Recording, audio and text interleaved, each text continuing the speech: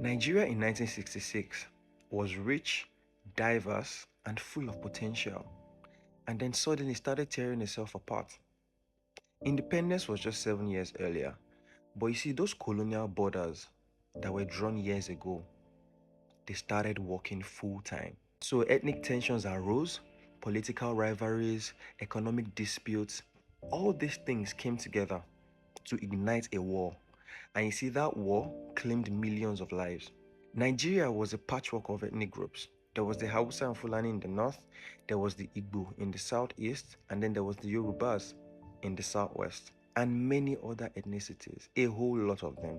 After a military coup in 1966, followed by a massacre of Igbos in the north, the eastern region of Nigeria declared independence as Biafra. But the Nigerian government rejected this declaration. And so, war began between brothers. Neighbors, friends, and even families were torn apart because of this. This conflict lasted for 30 months. Cities were bombed, villages were razed, infrastructure was destroyed. The federal government imposed a blockade to starve Biafra into submission. Food became a weapon. Foreign powers intervened strategically, and this is where it gets tricky because their strategy was just to divide them the more. You see, Britain backed Nigeria against Biafra, and then France provided limited aid to Biafra against Nigeria. Millions of civilians, especially children, were trapped in one of the deadliest humanitarian crises of the 20th century. By the end of the war in 1970, over 1 million people had died of starvation and diseases because you restricted them from hospitals and drugs and food. This war shattered communities and left a generation traumatized.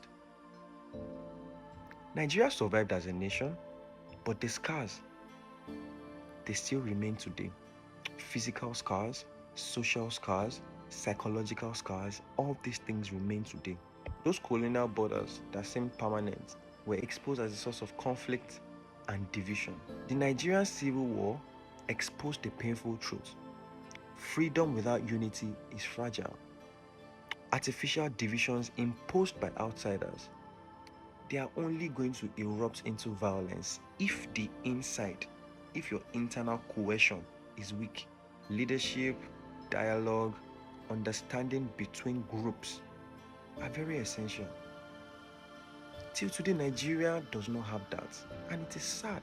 Without these things, history will keep repeating itself.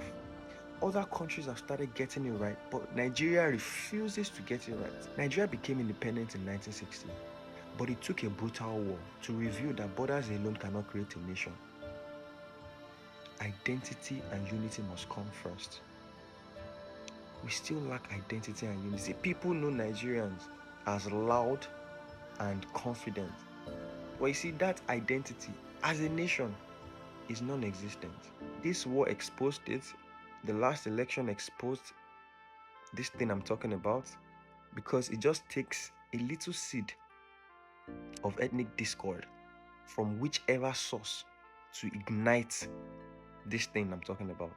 It may not become a full-blown war, but still the tensions are always there, in the walls, in the whispers. And this is why, for you listener, don't yield to these narratives that other regions hate you, because unity is very essential. As long as you're Nigerian, you will continue to be Nigerian. And if the moment you believe that other ethnicities hate you, is the beginning of a downfall. And this is why these conversations are important.